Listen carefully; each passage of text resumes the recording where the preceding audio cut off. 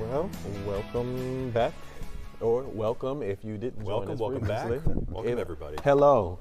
Let's get you right over to Ruben Dominguez, who we've been talking about this weather all morning long. Ruben is right on the Gulf with the latest on the conditions there.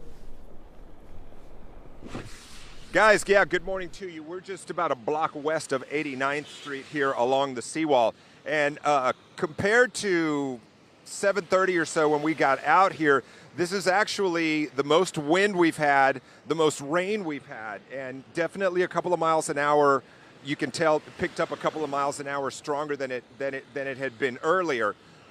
Take a look. I'm just going to step out of the way here because we want to show you that at least the water right along Galveston Island here has been very rough all morning long.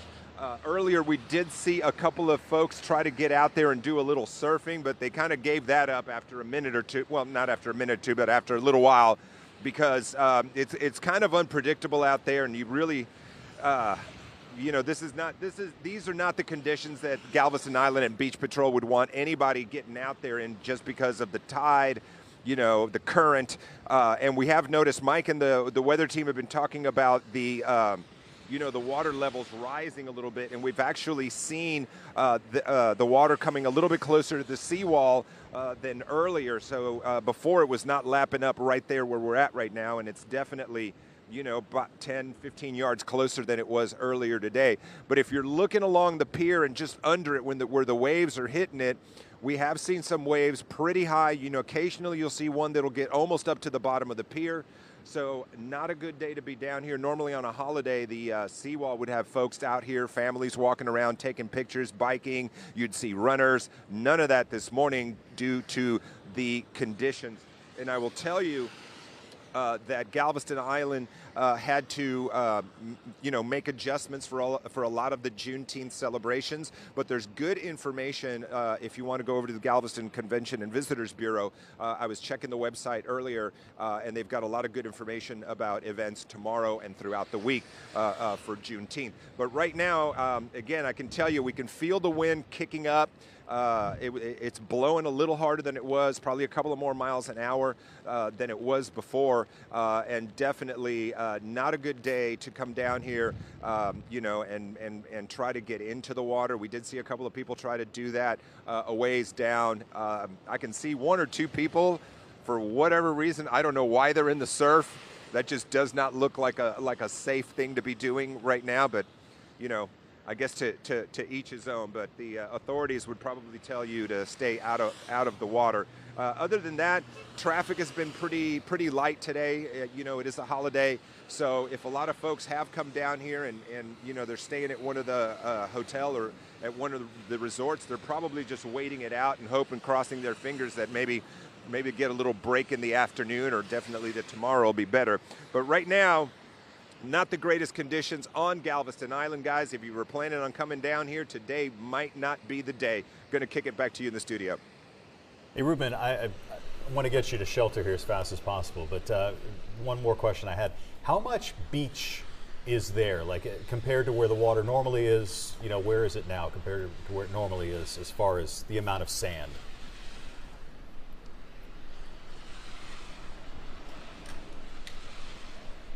All right. I think we I'm going to assume that he was going to say that the water's farther up. It's riding. How much up. what?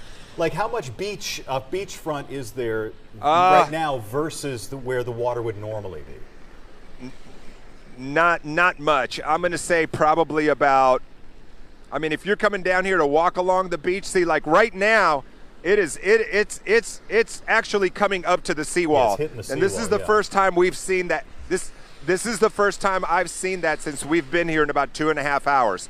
So that wave right there literally kissed right up to the seawall, and that's the first one. So what you've been talking about, those water levels rising, Mike, that's that's proof right there. Okay, that's what I figured was happening. All right, thanks, Ruben. Seek some shelter, and I guess you got try it. to dry off. Yeah. Now, speaking of those rising Yes, water sir. levels, so the fact that water is riding much higher on the beach is having some pretty wide-ranging effects. So it's actually backed up, for example, down in Dickinson Bayou, which drains into Galveston Bay, is actually backed up and is flooding. It's not from the rain that's coming down, it's just from the like the storm surge coming in. And we were checking in with Shelby throughout the morning, who was down in the Strand district, where they also had this storm surge effect, that was sort of taking place. And Shelby, so I guess before it was like kind of ankle deep-ish. Has it gotten any worse? Actually, in the last hour or two, it has gotten a little bit worse, believe it or not. I mean, there was a while there that we saw kind of a plateau where it really wasn't rising, but it wasn't falling. It was very stagnant. But now we see the water overtaking the majority of this street, which we did not see for a lot of the morning. And so it was about, I would say, 7 a.m.-ish when they started blocking off, Public Works started barricading off all of these roads around the Strand to try to deter motorists from coming on here. But as you can see, we still do have some people that are, as I guess you guys like when I say risk it for the biscuit. That's what people are unfortunately doing. We haven't seen any cars stall out yet, but the waters, as I said, are rising. So please just understand that these barricades here on the Strand, they are here for a reason. We do have a Galveston police officer that's down there. He's trying to deter people from being out on this road because of such. And so, yeah, we are seeing it rise a little bit more. I'm sorry, keep looking over there because I'm trying to figure out what these Public Works guys are doing. We have seen water that's starting to get onto Harborside Drive a little bit. And so I'm wondering if they're now going to be starting to barricade off a little bit of Harborside Drive right there. That I'm unsure of, but obviously you see cones, so that's where my ears and eyes kind of perked up to over there. But yeah, so right now it really just is minor street flooding though. Again, it's not getting into businesses. So far it's not stalling out cars. That is definitely good news here because as you all know, like this is a very historic part of Galveston. And so we really do not want to see any of these very historic buildings take in any water. But of course, we're going to be probably back out here tomorrow morning and we'll give you an update then. But for now, we'll send it back to you guys. Yeah. The other thing is, people driving through that, that's a part where the salt water of the Gulf of Mexico meets with the some kind of brackish water of Galveston Bay. So it's different than driving through even rainwater because it's, well, about like living up north, what it's like, what salt does to your car. We've never dealt with, I've never dealt with that, but I know it's not good. It will rust your car. Yeah. Yeah, it's a bad deal. Stay at home, as we tell you. Yeah, stay away. Don't go out in that. If you don't have to be out, do not go out. Yeah. Let's go to Denise. D-Nice is out in it. Luckily, it's cleared up, Denise, because earlier this morning, I know it was a mess out there. Is that the sun? Yes, the sun is coming out. You know what? Just before you guys came to me about 5 minutes ago, we got some heavy rainfall, and I was like, oh no! But it came and went, so we're drying out once again. And you can see people are still driving through this area. The water has receded quite a bit here, so it doesn't look like they've had a problem driving through. They've been, just taking it easy, driving slowly through that area all morning long. Mostly some, lifted trucks for the most part.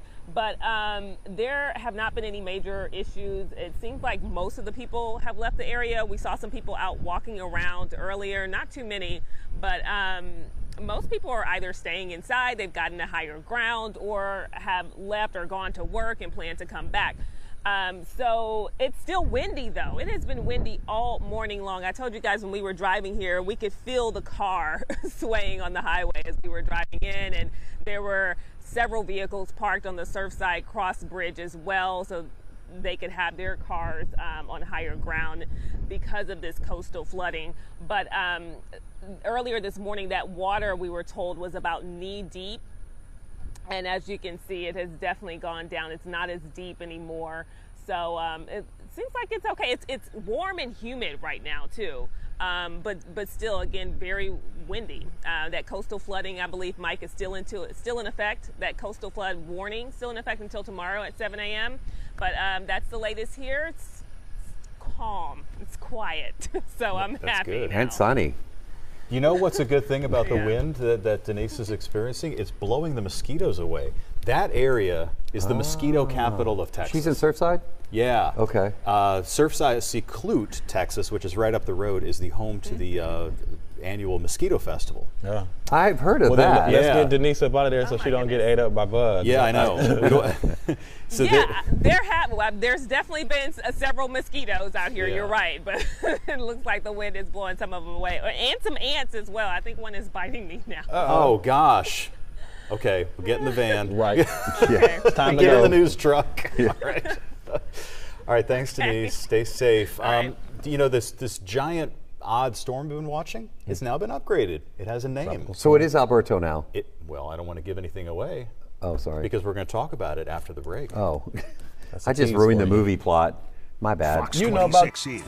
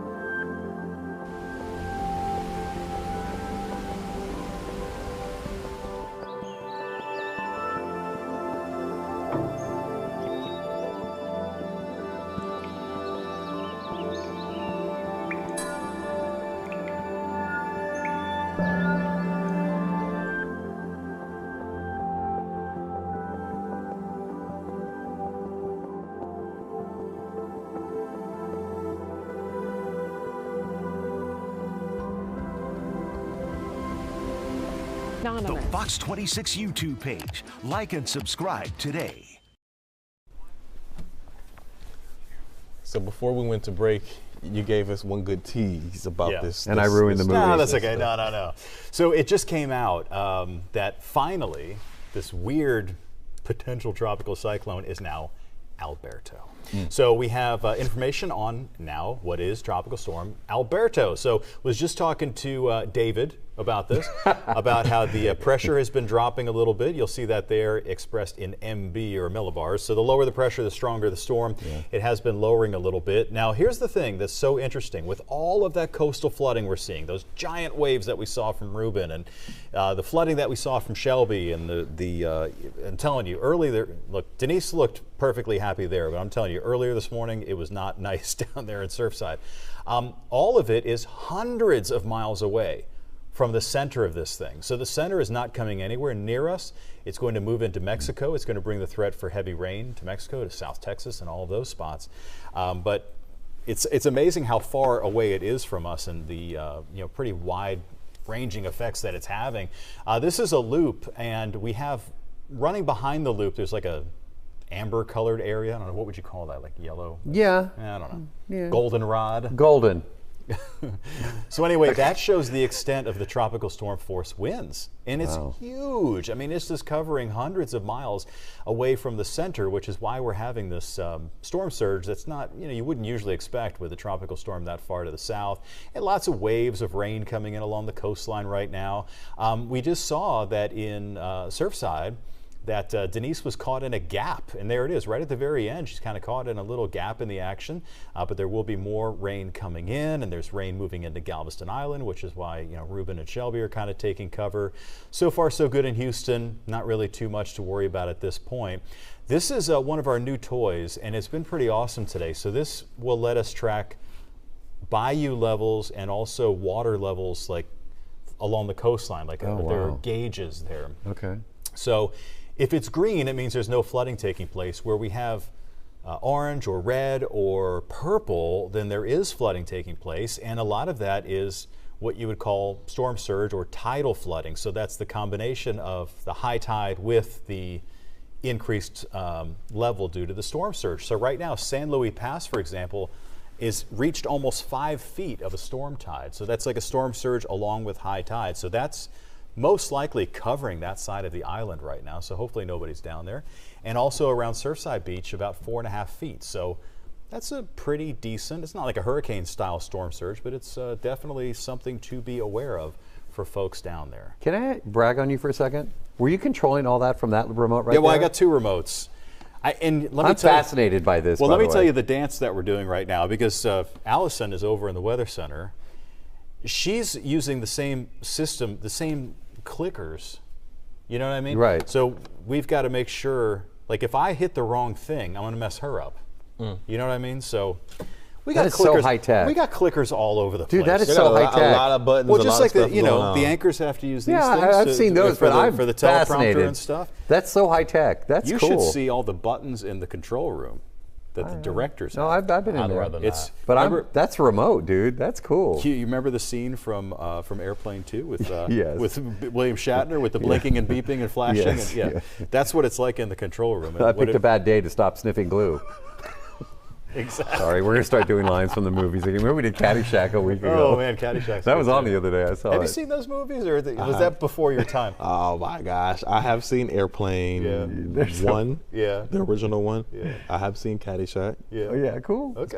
It's been a while. It's been a while. Yeah. It's been a while, but I've seen them. I've seen them. They're all highly quotable. Okay, so When does this end?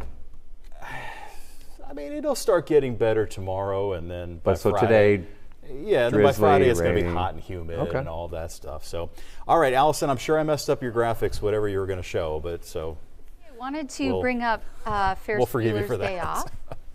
I just watched that the other night. Which day? Which one? Ferris Bueller's Day Off. Oh, that's a great Oh, one too. Ferris Bueller, Yeah, yeah. Ferris Bueller's yeah. Day Off is So awesome. good. The Sausage King of Chicago. Dude, I went. Yeah, that. And when that's he's cool. doing the dance, he's on the float, and then his dad's watching from Now the, shake it Yeah, up, yeah, yeah. baby. Twist and shout, yeah. Twist and shout. Oh, good. cool. So good. Okay, let's talk about some weather. Mike was letting you know that Tropical Storm Alberto has officially formed. Now, the thing is, it wasn't truly a tropical storm up until about 20 minutes ago. But the thing is, it had all the characteristics. You mean that really big wind field and that rain that's extending all the way out to us here in our coastal zone. So I want to talk about the winds, because that really has been a pretty big factor, especially offshore. These are a look at some of the current wind gusts and really over the last hour that we're seeing in the Gulf of Mexico. So you can see all these buoys are numbered, and we're looking at anywhere from 25 to nearly 40 mile per hour wind gusts. But this buoy in particular, I'd say within the last hour and a half, we've seen those wind gusts up to about 47 miles per hour. And again, all morning long, we've been talking about just how far away from the center of Alberto we are from our coastline, more than 450 miles, and we're still feeling those outer impacts. There's going to be the threat for some tornadoes. It's a low end threat today. We haven't seen any severe warnings at this time, but just note the atmosphere is twisting just due to that broad area of low pressure, but that means we could be seeing potentially some spin-offs. I'd say that's mainly going to be staying south of Houston, but always a possibility. And our latest forecast models showing maybe a bit of a lull in the rain for our coastal zones in Houston until about 12:30, so maybe another few hours, but take a look at all these isolated showers and storms, and then another line of rain. And it's these streaks that we've been seeing already this morning 2 to 3 inches of rain. So if that sets up right overhead again of Lake Jackson, we could be seeing an additional few inches in total. And then some isolated thunderstorms possible through Houston, down to Rosenberg, Baytown, and then likely moving up towards Spring and Conroe, continuing into the evening hours tonight. So you might be wondering, well, how much rain is everyone going to see? Because if you remember this weekend, our models were showing all of this heavy rain much further to the north, but that's actually going to be dropping. And I'd say that number probably no longer true as this model does update, but several inches of rain will be possible. So Alberto has been checked off our list. You can still see that there is a whole list of names still available. This is likely going to be a busy season. I mean, the fact that it's the 19th, yes, wow, of June already, and we just got our first named storm. The thing is, you remember all that tropical moisture across South Florida rather, last week, and then all of this water that we're seeing pushing on our shore. So it doesn't necessarily have to be a named storm to still see those tropical impacts. So make sure you stick with us. We have a tropical update every day that you can find on our website, on YouTube, and on the free Fox Local app, where we're going to continue to bring you the latest. The good news is rain chances will be dropping by this weekend significantly, and that means a big bump in those temperatures up to 95 degrees. Ouch. That's hot. Can I do some entertainment just to get away from please. This is the book that the movie The Bike Riders is based on. It's called The Vandals, or it's called Vandals, and it's based on this. The movie is based on this book. So there was a journalist embedded with a motorcycle club in 1960s outside of Milwaukee, and he photographed them, took tape recorder interviews, if you remember what those are. That's in the movie, and he did this book, and it got discovered, and they made a movie out of it. Austin Butler is in it, Tom Hardy. It's a really cool film. Even if you're not into motorcycles, it's cool. Oh, my girls like Austin Butler. That's right. Yeah. That's right. My stock went up with his daughters when they see when you did an interview with Austin Butler. Yeah. Dave knows Austin Butler, and actually I do, because when I walked in the room, he's like, "Hey man." Yeah. Oh, hey man. The other thing is, if you're looking for something to watch today, House of the Dragon, huge. Season 2 premiered, and I think there was an image that we were going to show. We don't have the image. It's all good. The Empire State Building lit up like a dragon. This is a prequel to Game of Thrones, if you were into that. So that's you can watch that today. I never watched it. So I haven't, because my ADHD won't allow me to watch, 10 seasons? It's intimidating. Like, what, am I really going to start that? I've been trying to watch Grey's Anatomy, and I've been watching Grey's Anatomy since before I moved here. I started in like October. Mind you, I moved here in December. I'm on season 3. Try to do these for assignments, and they send you the whole block. And I should admit this, but sometimes I only watch like 3 episodes to get an idea. Focus on the characters we're talking to, and that's what because there's just no way. We get so many projects. How am I going to watch 10 episodes an hour long before an interview? So many seasons, dude. Like, oh my! But anyway, that's what everybody's excited about right now. This movie sounds cool, but it's it's based on the true story, or it's based on true events. It is not a true story. It's about the relationship that exists in a motorcycle club, the family unit, how tight they are. People want to get out of the club. It's about the relationships of the people inside, as told by people that were part of the Vandals bike club in the Midwest in the 1960s. It's a fascinating look. Tom Hardy's in it, Austin Butler, Jodie Comer's in it. I mean, the acting is superb. It's a really interesting, and it's not just people like, oh, motorcycle, it's a guy's movie. No, the relationships, Jodie's character, she's a very strong female girlfriend. It's interesting. I hope it does well. It's very well done.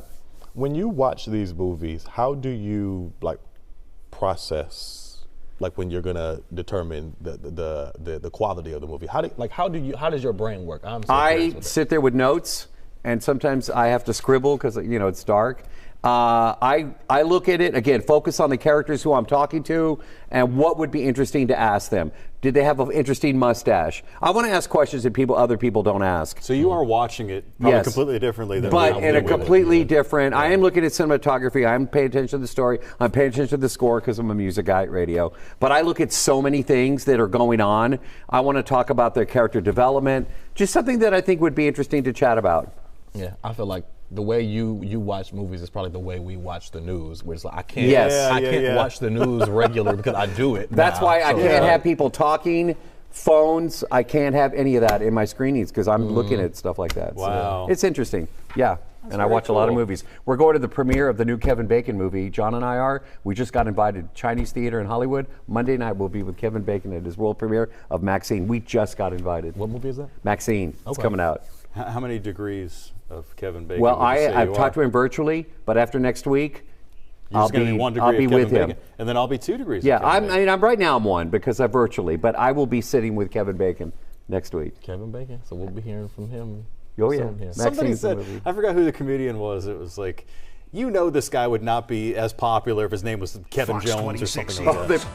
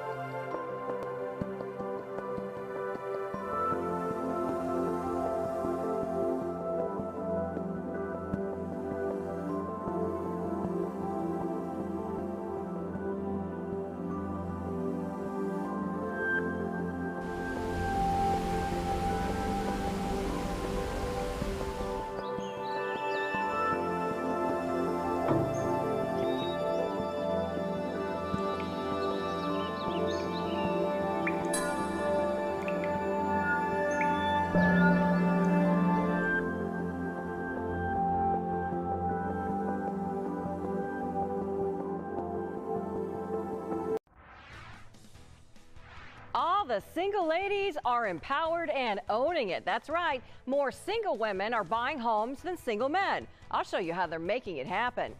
1,900 low-income people may not be getting the lift up that they were hoping for as the Attorney General sues to stop the $500 a month Uplift Harris giveaway.